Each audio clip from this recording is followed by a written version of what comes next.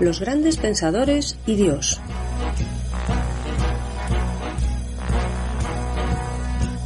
¿Qué pensaban acerca de Dios las grandes mentes que nos han legado su saber? ¿Su opinión acerca de Dios condicionó su vida? Los grandes pensadores y Dios es una serie de entrevistas con el profesor Javier Álvarez Ballesteros, doctor en filosofía, catedrático de bachillerato y profesor en la Facultad de Teología Evangélica. Cada semana, en este mismo día y a esta misma hora, presentada por Daniel Baluja, podrás escuchar aquí una nueva entrevista que te descubrirá, de forma amena y sencilla, las inquietudes existenciales de los sabios a lo largo de la historia.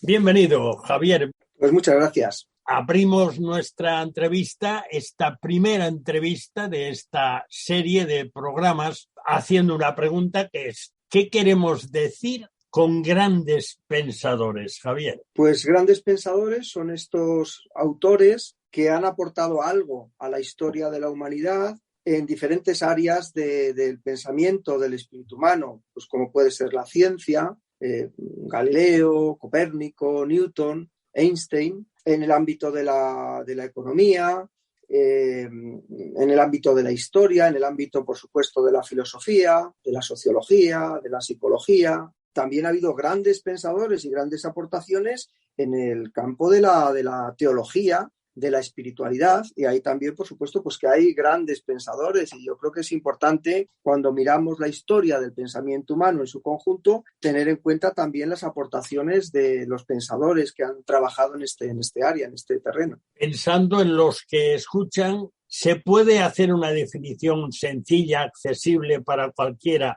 ¿Qué es la filosofía? Bueno, la definición más simple y más sencilla yo creo que sería la propia definición etimológica de la palabra.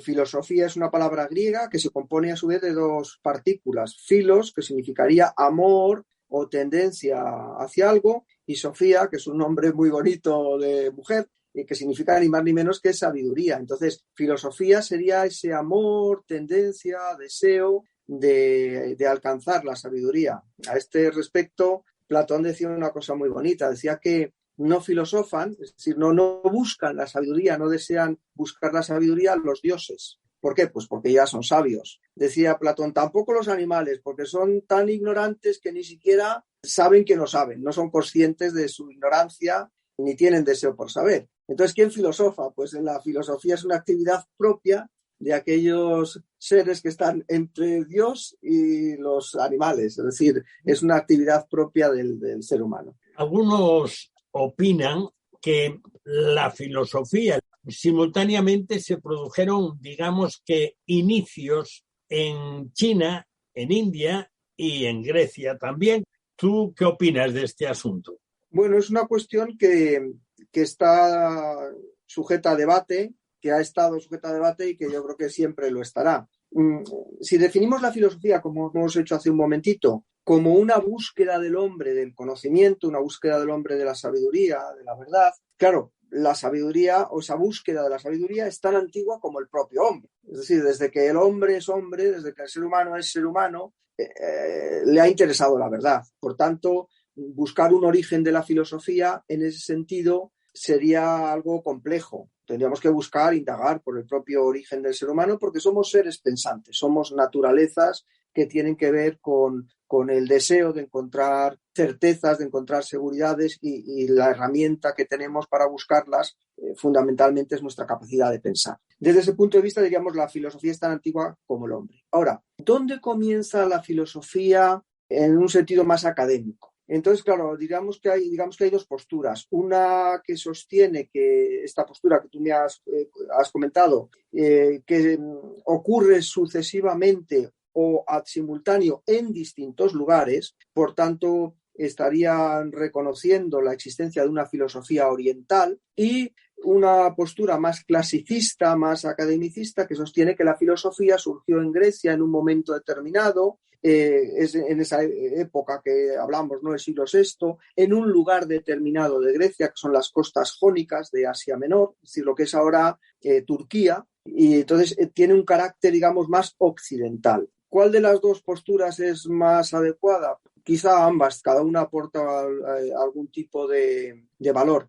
Esta corriente más académica, más occidental, tiene a su favor el hecho de que la filosofía occidental, la filosofía europea y la filosofía de los países occidentales, se ha construido como una continuidad de esa filosofía que comenzó en la Grecia antigua. Pero también es cierto que en este desarrollo de la propia filosofía occidental, en épocas bastante recientes, hablamos del pensamiento contemporáneo, sí ha habido un interés muy grande por todo lo que es el orientalismo y la filosofía oriental también. ¿Habrá tenido que ver el hecho de esa preponderancia de la filosofía griega? ¿Habrá tenido que ver el hecho de haber recuperado material escrito? Bueno, la corriente que va de Grecia, del pensamiento griego hasta nuestros días, nunca se ha visto interrumpida del todo. Lo que ocurre es cierto que, pues, digamos, con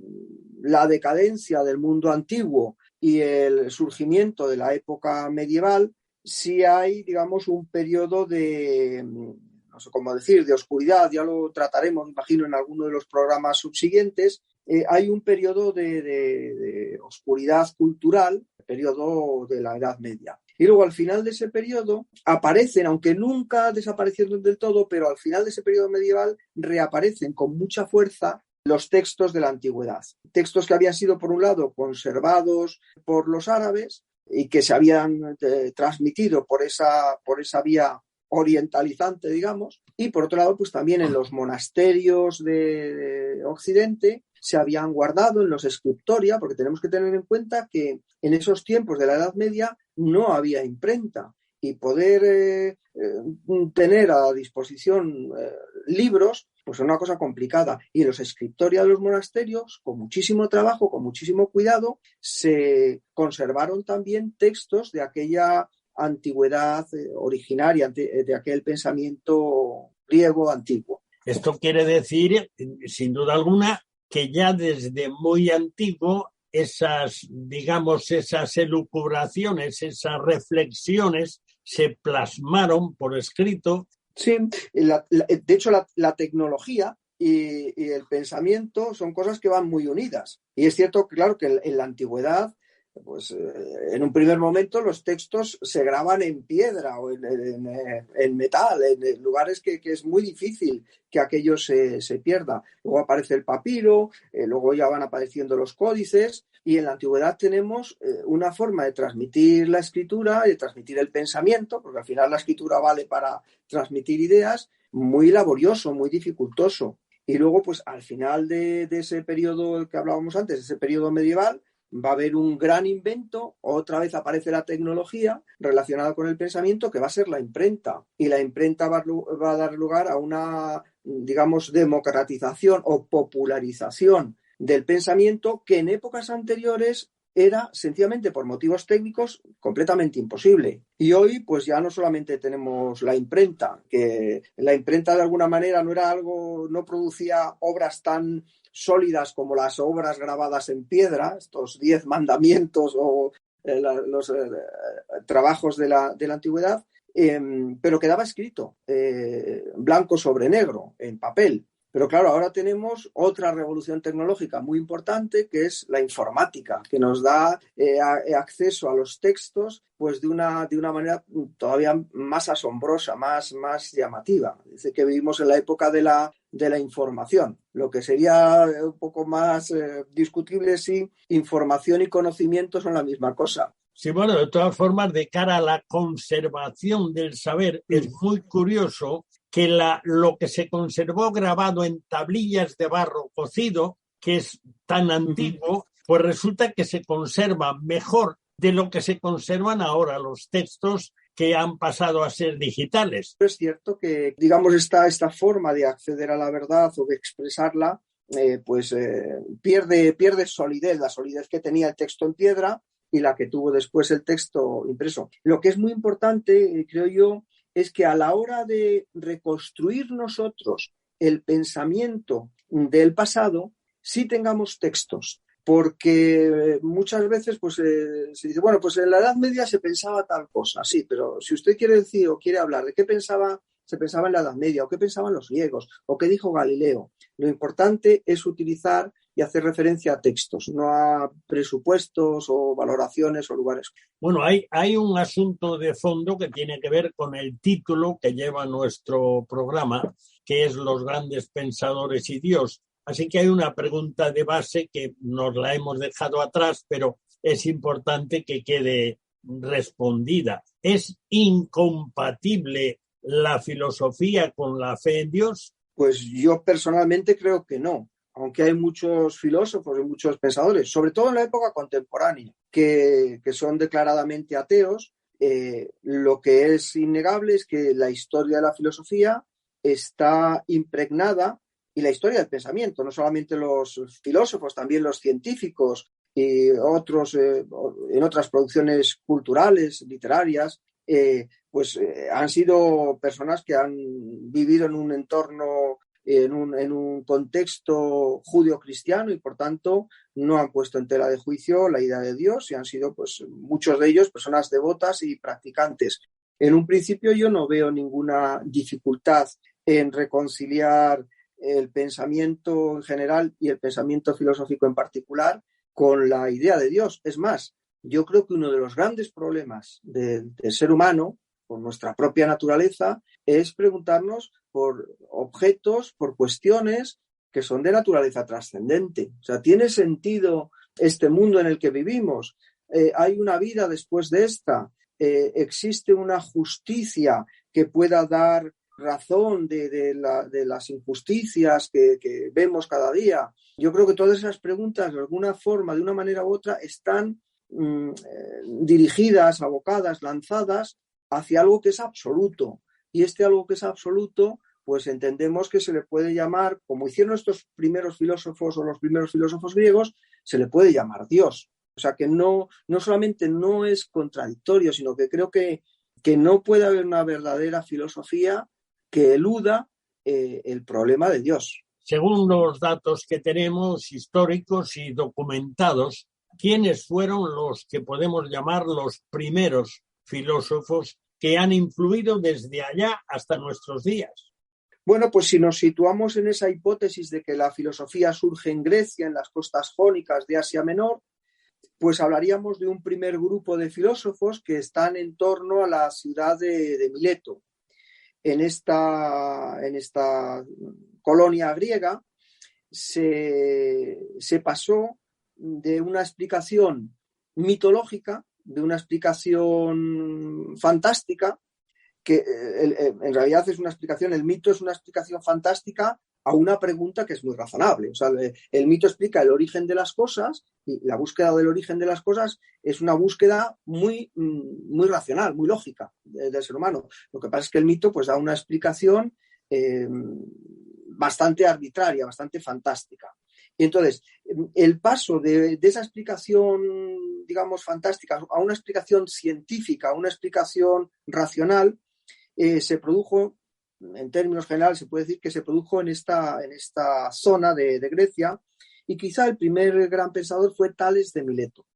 El problema que se planteaban estos autores, Tales de Mileto, Anaximandro de Mileto, Anaxímenes de Mileto, era buscar un principio que pudiera explicar, que diese razón del por qué existen todas las demás cosas. Es decir, de entre todos los seres que hay, la pregunta de los presocráticos, de estos pensadores jonios, es ¿cuál es o qué es lo primero que existió? Este problema se llama el problema del arjé, el problema del principio del cual provienen todas las cosas.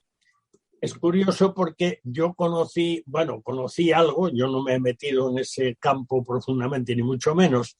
Conocí a Tales como matemático. Sí, cuando hablamos del origen de la filosofía, en realidad en Occidente el origen de la filosofía y el origen de la ciencia es exactamente el mismo. Es decir, los primeros físicos fueron también los primeros filósofos.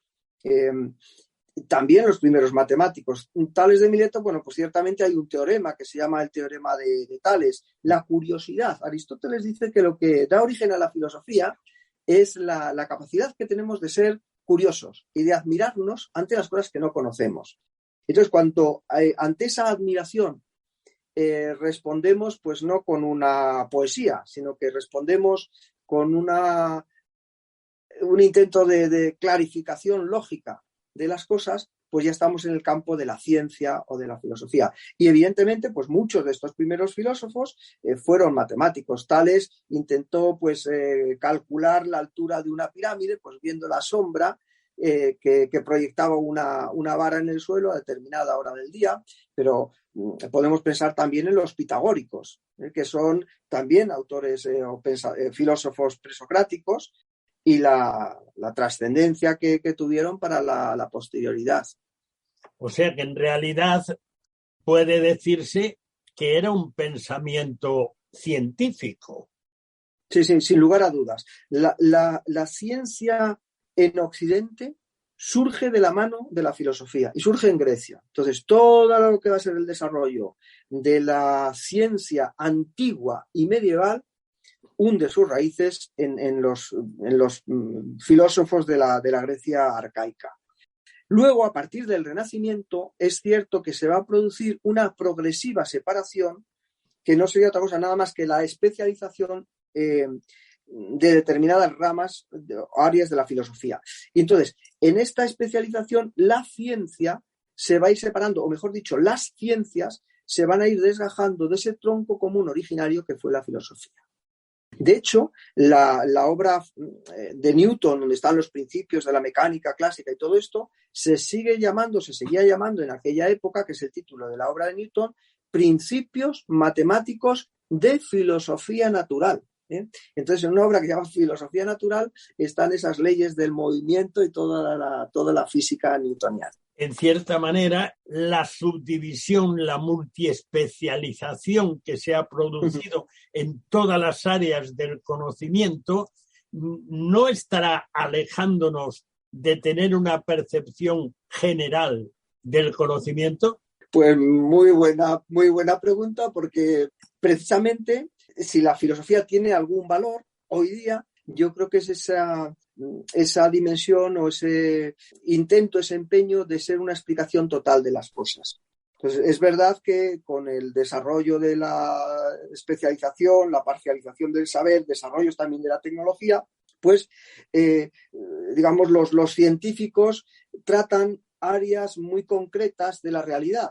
Frente a este saber especializado de las ciencias, el saber de la filosofía sigue siendo un intento de dar una explicación global de la realidad en la que estamos inmersos.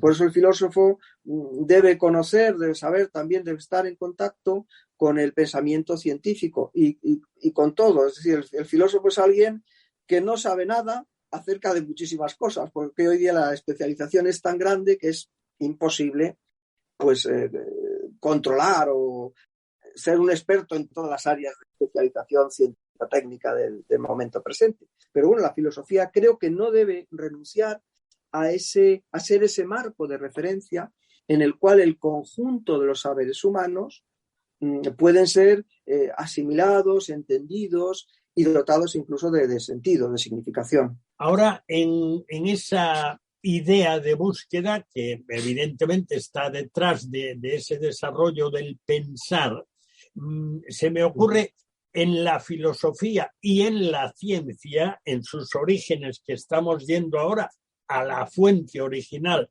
ya que los filósofos que tú estás mencionando en realidad eran científicos, pero también científicos del pensamiento. ¿Había en ellos una percepción o transmiten de alguna manera una percepción de una mente inteligente detrás de lo que hay o del origen de las cosas? Pues no me cabe duda. Y lo que desde luego también es evidente es que esa existencia de una inteligencia por detrás de digamos, de la realidad aparente es precisamente una de los motores o de los acicates del desarrollo del pensamiento filosófico. Es decir, no tiene sentido buscar el logos, buscar la razón de las cosas, si el punto de partida es que no existe un logos, que no existe una inteligencia explicadora de la realidad. Es decir, que los griegos, en su generalidad, partieron de la idea de que como el ser humano tiene logos, tiene razón, y el universo también está sometido a una razón, era posible captar la racionalidad del cosmos. Entonces, esta dimensión de, bueno, podríamos llamar incluso a veces de sagrada, porque estos primeros pensadores que algunos han intentado pintarlos o presentarlos como ateos, bueno, nació la filosofía y la ciencia como opuestos al mito y por tanto opuestos a la religión. A mí me parece una explicación muy simplista, por más pues, que esté, digamos, muy extendida. Los primeros pensadores entendían este arjé del que estamos hablando, que era un algo divino, que tenía un carácter de divinidad. Esto hay un autor que hizo una serie de divulgación, que me imagino que los oyentes conocen, Carl Sagan. Pues cuando Carl Sagan produce esta serie Cosmos, él va a oponer el cosmos al caos y va a poner la ciencia a la religión y la mística a la filosofía. Y esto, en fin, aunque Carl Sagan es un gran conocedor de la ciencia y un gran divulgador, pero cuando aborda estos aspectos originarios de la ciencia, pues quizá patina un poco precisamente por el desconocimiento de los textos que tenemos de estos pensadores antiguos. Tales de Mileto decía que todo está lleno de dioses. Así que el primer filósofo difícilmente podemos decir que fuese alguien ateo. Y luego en relación, así contestando un poquito más concreto a la pregunta que planteas, ciertamente después de los filósofos monistas, de los filósofos que buscaban el arjé, el principio en un solo elemento, hubo una serie de pensadores que se llaman pluralistas. Y ahí se planteó que, claro, si todo viene del agua, ¿cómo explicar que hay algo en las cosas que no sea agua? Entonces, este era el problema que tenía el monismo. Y para esto surgieron explicaciones que intentaban dar razón de la realidad atendiendo a la existencia de distintos elementos. Y entre estos autores te voy a citar solamente dos. Uno sería Anaxágoras. Anaxágoras lo que defendía es que todo estaba formado de unas partículas muy pequeñitas, que él llamaba homeomerías, que se entrelazan unas con otras y producen el resto de la realidad. Es decir, cuando yo me como un filete, ese filete se transforma en Javier, se transforma en carne, en uñas, en pelo. Y claro, Anaxágoras se hace la pregunta, bueno, ¿y cómo tienen que saber las partículas de filete dónde tienen que ir? Porque las partículas de pelo van a ir al pelo, las de uñas a las uñas y demás. Pues esto es lo que va a decir precisamente Anaxágoras, o que se va a plantear. ¿Cómo sabe cada una de estas partículas, cada una de estas homeomerías dónde tiene que ir? Y la explicación que encuentra y que sugiere es que hay una inteligencia del universo, un nous. Un nous significa pues alma, inteligencia, que ordena todas las cosas para que el universo no sea solamente un conjunto de partículas, sino que estas partículas puedan tener una determinada estructura. Y en la misma época, o muy relacionado con este tipo de pensamiento, está el pensamiento de Demócrito y Leucipo, que son filósofos que se engloban en lo que se llaman los atomistas.